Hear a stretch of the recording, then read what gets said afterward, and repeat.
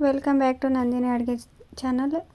ನಾವಿವತ್ತು ಕಾಲಿಫ್ಲವರಲ್ಲಿ ಕರ್ರಿ ಮಾಡೋದು ಹೇಗೆ ಅಂತ ತೋರಿಸ್ತಾ ಇದ್ದೀನಿ. ತುಂಬ ಟೇಸ್ಟಿಯಾಗಿರುತ್ತೆ ಹಾಗೂ ಸಿಂಪಲ್ಲಾಗಿ ಚಪಾತಿಗೆ, ರೈಸ್ಗೆ, ರೊಟ್ಟಿಗೆ ತುಂಬ ಚೆನ್ನಾಗಿರುತ್ತೆ. ಒಂದು ಸಾರಿ ಟ್ರೈ ಮಾಡಿ. ಬಿಸಿ ನೀರನ್ನು ಇಟ್ಕೊಂಡಿದ್ದೀನಿ, ಅದಕ್ಕೆ ಗೋಬಿನ ಹಾಕ್ಕೊಂಡ್ಬಿಟ್ಟು ಒಂದು ಸ್ವಲ್ಪ ಅರಿಶಿನ ಹಾಕ್ಕೊಂಡು ಒಂದು 5 ನಿಮಿಷ ಬೇಯಿಸ್ಕೊಂಡಿದ್ದೀನಿ.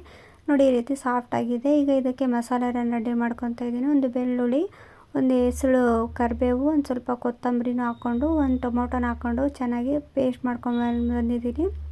ಬಾಣಲೆನ ಇಟ್ಕೊಂಡ್ಬಿಟ್ಟು ಎಣ್ಣೆ ಹಾಕ್ಕೊಂಡು ಬಿಸಿ ಆದ ನಂತರ 1 ಟೇಬಲ್ ಸ್ಪೂನ್ ಜೀರಿಗೆ, ಚಕ್ಕೆ, ಆನಂತರ ಬೇ ಲೀಫು, ಈರುಳ್ಳಿನೂ ಹಾಕ್ಕೊಂಡು ಒಂದು ಟೊಮೊಟೊನ ಸ್ಲೈಸಸ್ ಕಟ್ ಮಾಡಿ ಹಾಕ್ಕೊಂಡಿದ್ದೀನಿ.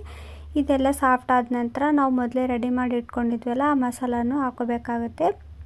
ಮಸಾಲದ ಹಸಿ ಸ್ಮೆಲ್ ಹೋಗೋ ಹಾಗೆ ಫ್ರೈ ಮಾಡಿಕೊಂಡು ರುಚಿಗೆ ತಕ್ಕಷ್ಟು ಉಪ್ಪು, 1 ಟೇಬಲ್ ಸ್ಪೂನ್ ಅರಿಶಿಣ ಪುಡಿ, 1 table spoon garam masala, 2 table spoon ಖಾರದ ಪುಡಿನ ಹಾಕ್ಕೊಂಡಿದ್ದೀನಿ.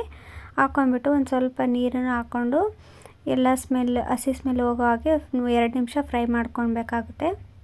ನೋಡಿ, ಈಗ 2 ನಿಮಿಷ ಫ್ರೈ ಆಗಿದೆ. ನಾವು ಮೊದಲೇ ಬೇಯಿಸಿಟ್ಕೊಂಡಿದ್ವಲ್ಲ ಗೋಬಿನ, ಅದನ್ನು ಹಾಕ್ಕೊಂಡು ಒಂದು ಸ್ವಲ್ಪ ನೀರು ಹಾಕ್ಕೊಂಡು ನಿಮಗೆ ಯಾವ ಕನ್ಸಿಸ್ಟೆನ್ಸಿ ಬೇಕೋ ಆ ರೀತಿ ಇರಲಿ ಹಾಗೆ ಹಾಕ್ಕೊಂಡು ಒಂದು 2 ನಿಮಿಷ ಬಿಟ್ಕೊಂಡ್ರೆ ಆಯಿತು. ಕ್ವಿಕ್ಕಾಗಿ ತುಂಬ ಈಸಿಯಾಗಿ ಮಾಡ್ಕೋಬೋದು. Thank you for watching friends. ಇದೇ ರೀತಿ ವಿಡಿಯೋಗಳಿಗಾಗಿ ನಂದಿನಿ ಅಡುಗೆ ಚಾನಲ್ನ ಸಬ್ಸ್ಕ್ರೈಬ್ ಮಾಡ್ಕೊಳ್ಳಿ. ಮುಂದೆ ಬರೋವಂಥ ವಿಡಿಯೋಗಳು ನಿಮಗೆ ನೋಟಿಫಿಕೇಷನ್ ರೀತಿಯಲ್ಲಿ ಬರುತ್ತೆ.